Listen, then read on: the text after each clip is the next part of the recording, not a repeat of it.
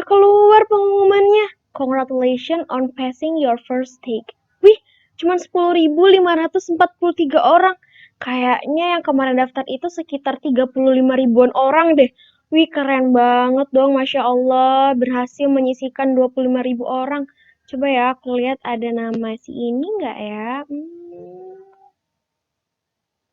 Wih, ada, Masya Allah. Kamu gimana? Semoga kamu dan teman-teman yang lainnya yang melihat video aku dan diskusi sama aku termasuk dalam 10.500 orang tersebut ya. Tapi buat kalian yang belum berhasil dan belum rezekinya untuk lolos sampai tahap ini dan mungkin extra feature leader bukan rezeki kalian, jangan berkecil hati. Tetap semangat karena insya Allah masih akan banyak banget pintu-pintu kesuksesan, pintu-pintu menuju pendewasaan kalian yang lebih banyak.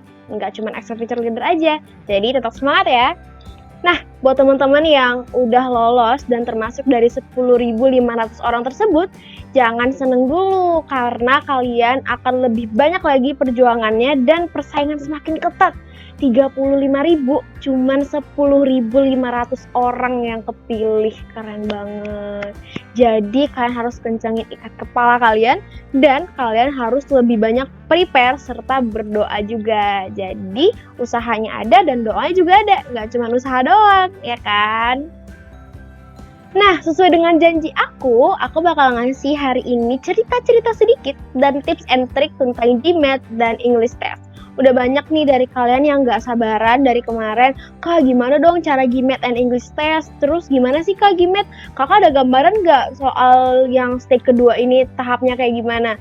Itu yang aku rasain waktu aku juga ada di tahap kedua. Dan aku mau nge-share ilmunya ini buat kalian agar kalian gak penasaran dan kalian mendapatkan bahan prepare untuk seminggu ke depan di tanggal 15 Juli nanti. I can really feel the vibe. Jadi teman-teman harus tetap semangat, jangan berkecil hati dan tetap berdoa. Nah, di video ini aku bakal ngejelasin tentang GMAT, terus juga contoh-contoh soal GMAT. Inilah yang kalian cari kan pasti. Ayo ngaku aja. Soal-soal GMAT, terus juga gimana cara menyelesaikannya, terus juga tentang English Test, dan soal-soal English Test. Nah, jadi buat teman-teman semuanya, no skip video ini, tonton sampai habis. Kalau kalian suka, kalian bisa like. Kalau kalian dapat ilmu dari sini, otomatis kalian harus share video ini. Jangan sampai videonya dan ilmunya berhenti di kamu. Karena aku berharap video ini mendapatkan banyak kebermanfaatan dan bisa membawa manfaat untuk teman-teman semuanya. So, stay tune dan tonton sampai habis ya. Teman-teman, sebelum aku ceritakan tentang GMAT and English Test ini seperti apa, aku bakal menceritakan sedikit overview dari tes kedua ini. Yang pertama, pastinya teman-teman itu berpacu dengan waktu dan kecepatan sinyal provider teman-teman. Jadi, pastikan teman-teman itu dapat tempat dan waktu yang pas saat teman-teman mengerjakan tes ini. Karena tes ini membutuhkan sangat penuh konsentrasi dan kefokusan teman-teman untuk mengerjakan tiap soalnya.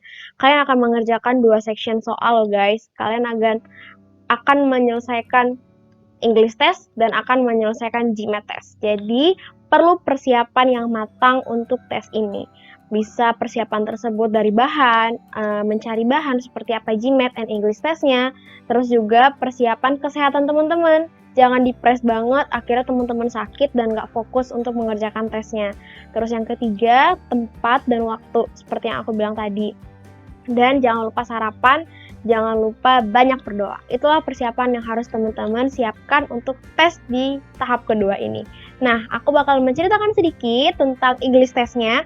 Aku yakin teman-teman pasti nggak asing dengan TOEFL atau ujian-ujian yang kalian kerjakan saat SMA atau waktu tes UTBK, SBMPTN yang English Test-nya itu dibagi dengan beberapa section. Listening, reading, juga writing ya. Jadi untuk teman-teman, aku mau ngasih tipsnya adalah yang pertama, kalian harus tahu kelemahan kalian di bagian apa pada section-section tersebut. Kalau kalian kesusahan di bagian reading, otomatis kalian harus memulai untuk bisa membaca cepat, scanning atau skimming dari soal, karena itu tadi ingat ya, waktu dan sinyal. Jadi kalian itu berpacu dengan waktu, bukan berpacu dalam melodi ya.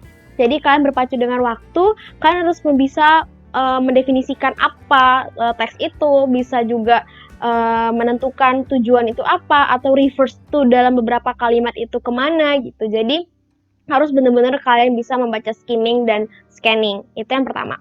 Terus kalau kalian kesulitan di bagian listening, kalian bisa membiasakan diri kalian itu untuk mendengarkan percakapan, conversation bahasa Inggris, atau juga mungkin mendengarkan lagu dengan bahasa Inggris, dan aku yakin pasti kalian bahasa Inggrisnya keren-keren dan itu insya Allah bukan sesuatu yang sulit untuk teman-teman.